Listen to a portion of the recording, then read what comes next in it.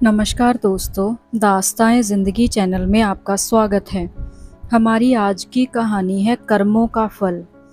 किसी गांव में रूपा नाम की एक स्त्री रहती थी। लोग उसके बारे में कहते थे कि आसमान से तारे तोड़कर लाना आसान है, किंतु रूपा से मदद लेना कठिन।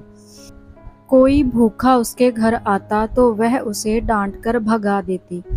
एक दिन वह गांव की अन्य स्त्रियों के साथ लकड़ी लेने जंगल में गई।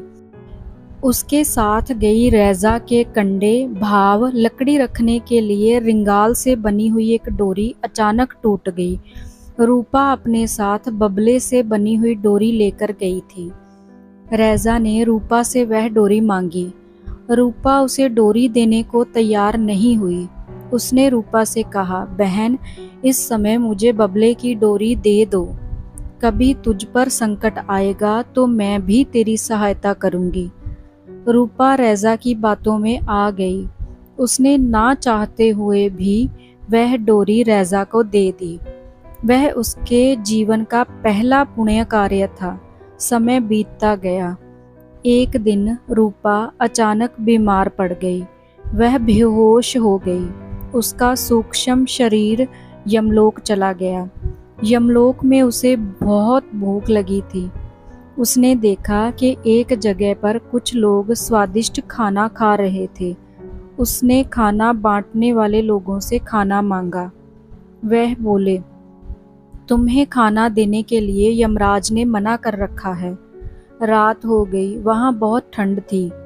वह सोना चाहती थी। उसने देखा कुछ लोग नए बिस्तरों में सो रहे हैं।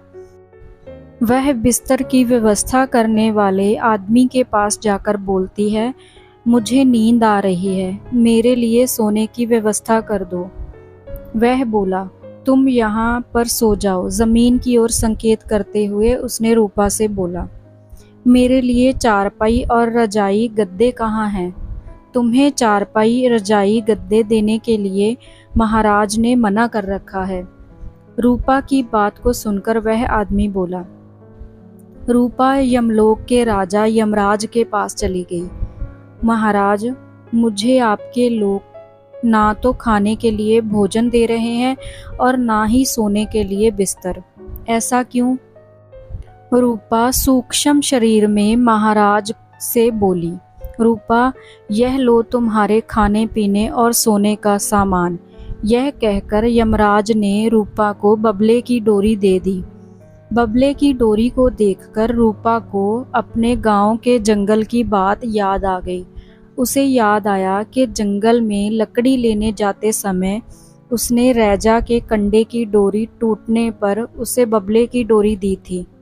रूपा कहाँ खो गई हो? यमराज की बात को सुनकर रूपा अपनी यादों से बाहर आ गई।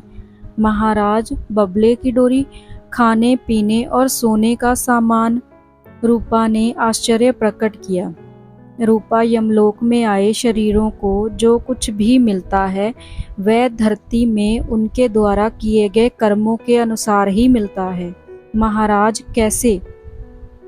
तुमने देखा कुछ शरीर यहाँ स्वादिष्ट खाना खा रहे हैं। यह खाना उनको इसलिए मिला कि उन्होंने धरती में गरीब और भूखे लोगों को खाना खिलाया था। महाराज, इसका मतलब जिनको सोने के लिए यहाँ अच्छे बिस्तर और पलंग मिल रहे हैं, उन्होंने धरती में गरीबों को कपड़े और बिस्तर दान किए होंगे। यमराज की बात को सुनकर रूपा ने कहा, तुम ठीक समझी हो। याद करो, तुमने अपने जीवन में एक ही नेक काम किया था। तुमने जंगल में बबले की डोरी देकर रैजा की सहायता की थी। यमलोक में तुम्हारे खाने, सोने, पीने और पहनने में यही डोरी काम आएगी। यमराज की बात को सुनकर रूपा एक स्थान पर सोने लगी। उसने यमराज की दी हुई बबले की डोरी को बिछाया। वह भूख और प्यास से तड़पती थी। रात को भयंकर ठंड पड़ी। वह ठंड से थरथर कांपने लगी। सुबह हुई। वह यमराज के पास जाकर बोली, महाराज, मैं जब से यहाँ आई हूँ मैंने कुछ ना खाया है। मैं रात को भी सो ना पाई। मैं पछता रही हूँ। मैंने सदकर्म ना करके अपना जीवन बर्बाद कर लिया है। मुझे एक बार सुधरने का मौका दीजिए। सुधरने का अवसर? क्या मतलब है तुम्हारा? महाराज, मुझे एक बार धरती में फिर से भेजें। महाराज की बात को सुनकर रूपा ने कहा। महाराज को रूपा पर दया आ गई। उसने उसके सूक्ष्म शरीर को धरती में वापस भेज दिया। जैसे ही रूपा का सूक्ष्म शरीर धरती में उसके शरीर में आया, उसके शरीर में हलचल सी होने लगी। लोग रूपा की अर्थी तैयार कर रहे थे। तभी गांव के एक आदमी की नज़र उसके शरीर पर पड़ी। वह बोला, आश्चर्य है, कुछ देर पहले इसकी धड़कन बंद हो गई थी, अब शरीर में एकदम ऐसी हलचल। रूपा कुछ देर के बाद उठकर खड़ी हो गई। अब वह बदल गई थी। उसने गरीब और भूखे लोगों को खाना खिलाना शुरू कर दिया। वह लोगों की सहायता करने लगी। उसके व्यवहार में आए परिवर्तन से लोग आश्चर्यचकित थे। सो दोस्तों, यह कहानी एक कहानी ही नहीं, एक शिक्षा भी है कि हमें अपने जीवन में अच्छे कर्म करने चाहिए। अच्छे कर्मों का फल अवश्य मिलता है।